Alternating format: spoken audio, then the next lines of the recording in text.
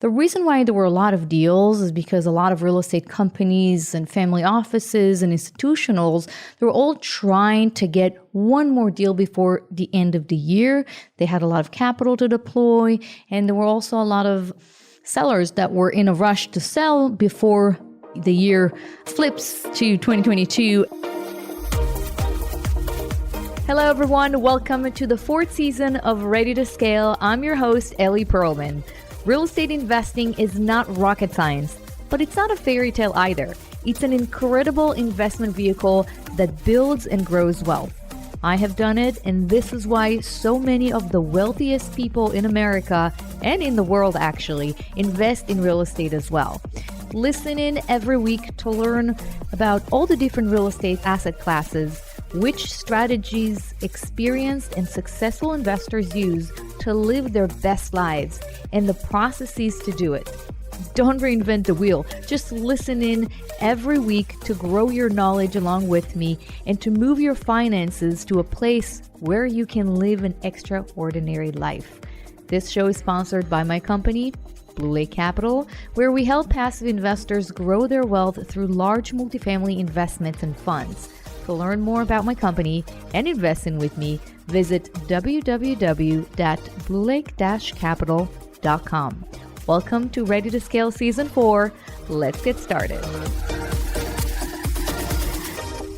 Hello, everyone, and welcome to another episode of Ready to Scale. I'm your host, Ellie Perlman, broadcasting from sunny Providence today, which makes me very, very happy. Before we begin and cover the October recap, and where I'm going to share with you what I've seen in the market and how the multifamily market is going or has gone in October, I wanted just to remind you that we still have a Rev Fund, which is our $100 million fund, a multifamily value add fund, which is open and accepting new investors. We also have a new investment in Atlanta. If you would like to invest with me, invest with us, with Blue Lake Capital, please reach out to us. You can basically Google Ellie Perlman or go to our website, bluelake-capital.com.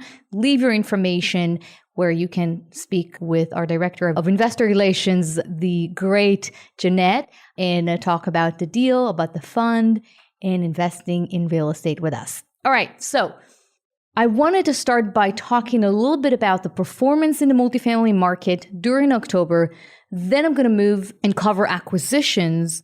I want to also touch on the debt and the equity side, and then finish the episode with future outlook of what I think is going to happen in the last few months of 2021. Okay, so when it comes to performance, multifamily, and it's not surprising, still going strong. So it's going strong. Rents are still up month over month. So I can give you some examples, real life examples. And I want to use Atlanta as one of our main markets with a tremendous growth. We've seen tremendous growth in that market in the past, I would say 24 months. So in Atlanta, we were able to get up to 42% rent increases on renewals, which means that the tenants are still staying in the apartment.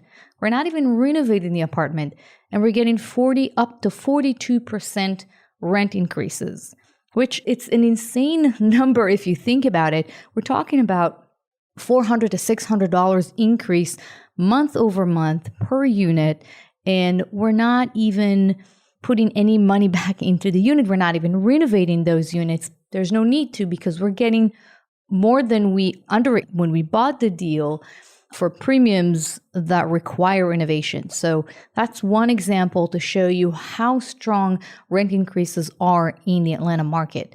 We were also getting up to 59.9% rent increases in Atlanta for renovated units. So we invested about $9,000 to $10,000 per unit, and we were getting those high increases. Now, I can sit here all day and feel very proud that we're getting those numbers, but I have to be very honest. Some of it is the great work that we've done with our property management team, but some of it is actually the market. The market is strong. The market is allowing us to charge those high rents because what we've seen since COVID started, there's a double migration within the US, and we were very, very attuned to those migration patterns, and we followed the tenants. So there was a migration from core markets to secondary, tertiary markets, and Atlanta is one of those markets. People were moving from New York, people were moving from California. Unfortunately, because everyone knows how much I love California, specifically from San Francisco, from Los Angeles to markets that were more affordable. And then, so people were moving to Texas, to Florida, to Georgia from core markets. And the second migration pattern that we also seen in October of 2021 is a migration within the cities between the downtown area and the city, the core city area, to the suburbs where people and tenants can actually find more value for their money. Even with 42% and 59.9% rent increases, it's still lower than what they would have gotten in the city or in San Francisco. So that's just to say, to show how strong the multifamily market is.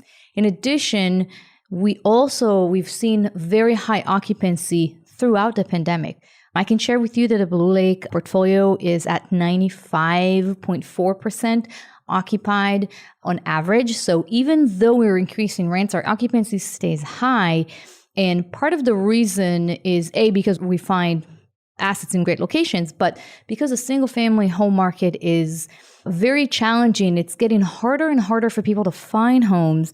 Then when we focus on strong locations in Class B assets, those tenants that are making $60,000, $70,000, and $100,000 a year can afford, technically, they can afford buying a house, but they can't find anything, and the prices have gone up significantly. So that's why more and more tenants are staying in or are looking for an apartment to lease. They're not looking to buy a house, and that also contributes to the high occupancy.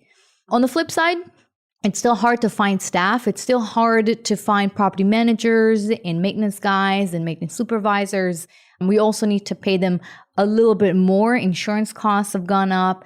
Material and labor costs have gone up. So that's what happened in October. So on one hand, you have some expenses that have gone up, but also we have an amazing increase in income and rent and very, very solid high occupancy that actually offset the increase in expenses and more so. So basically it leaves us with a significant cash flow by the end of the month. And that's the situation with many sponsors across many good, solid markets. And that's how the multifamily performance landscape has looked like in October of 2021.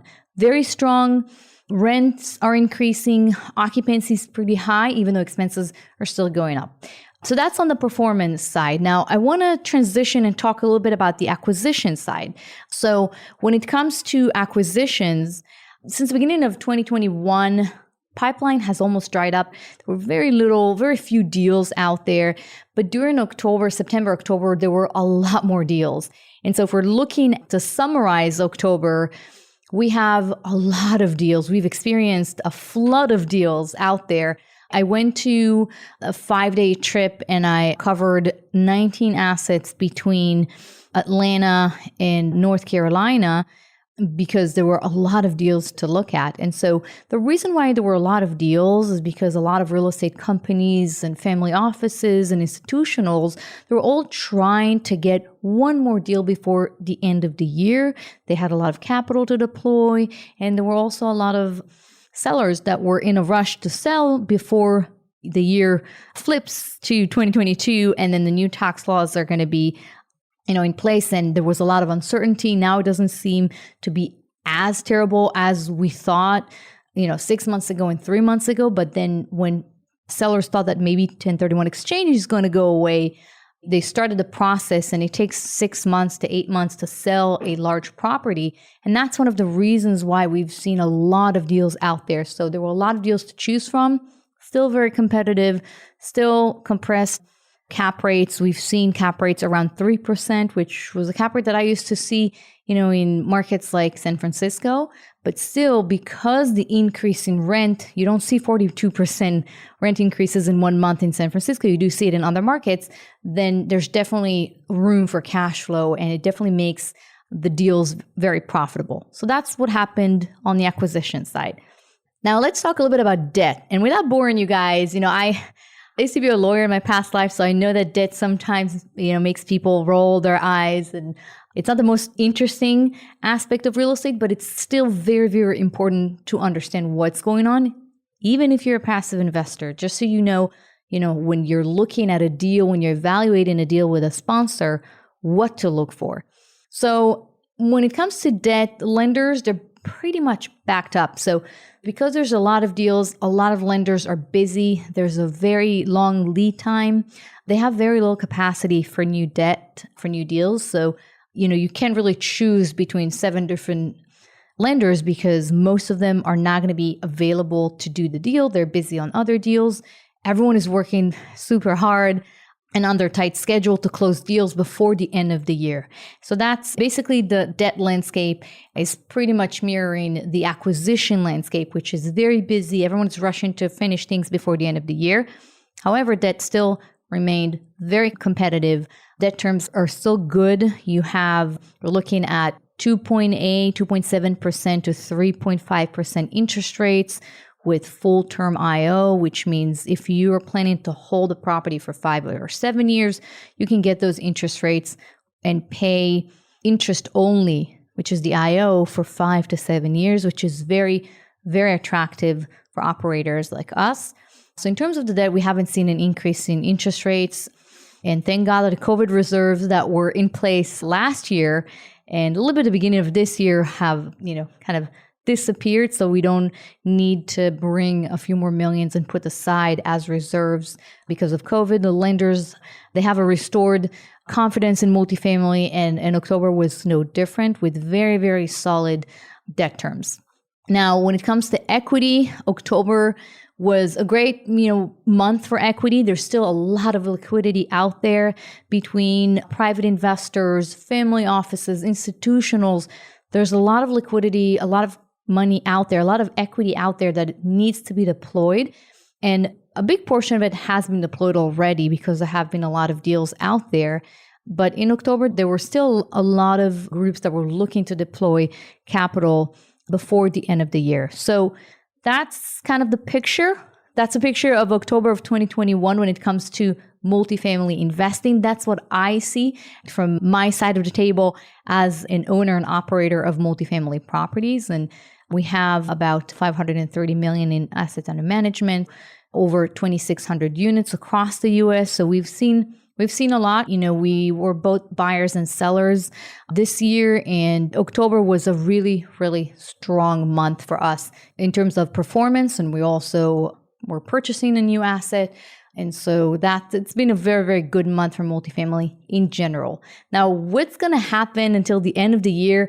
I think things, are going to slow down. They usually slow down every year around Thanksgiving because people travel more and there's less capacity with lenders, with buyers and sellers, and less desire to be involved in a deal, which honestly, I don't understand. I always want to get the next deal, even if it's on Thanksgiving evening. For me, it's very exciting. But I do understand that some groups, actually many groups, they like that things slow down around the holiday season. So I would say about a week to 2 weeks before Thanksgiving until the beginning of 2021, kind of first 10, 15 days of January, things are going to slow down.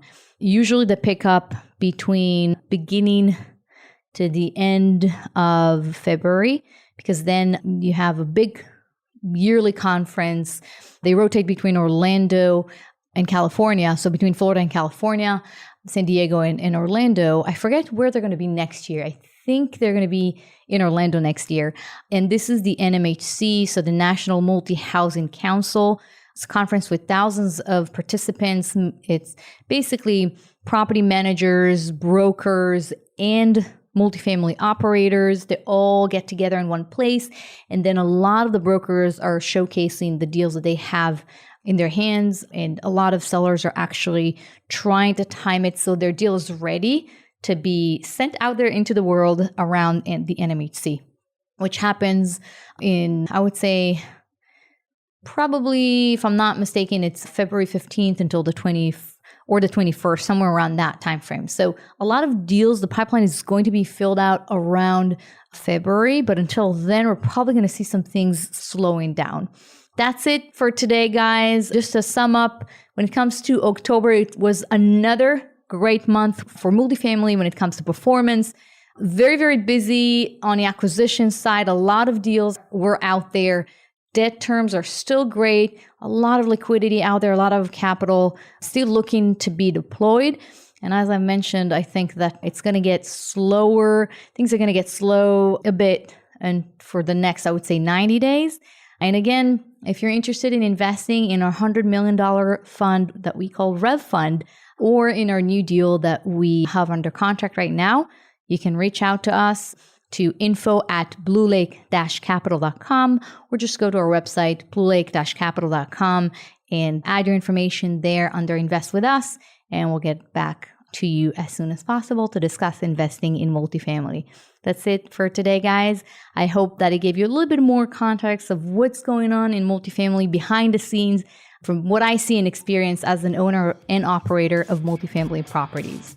Be bold, be great, guys. Keep pushing forward, and I'll see you on the next episode.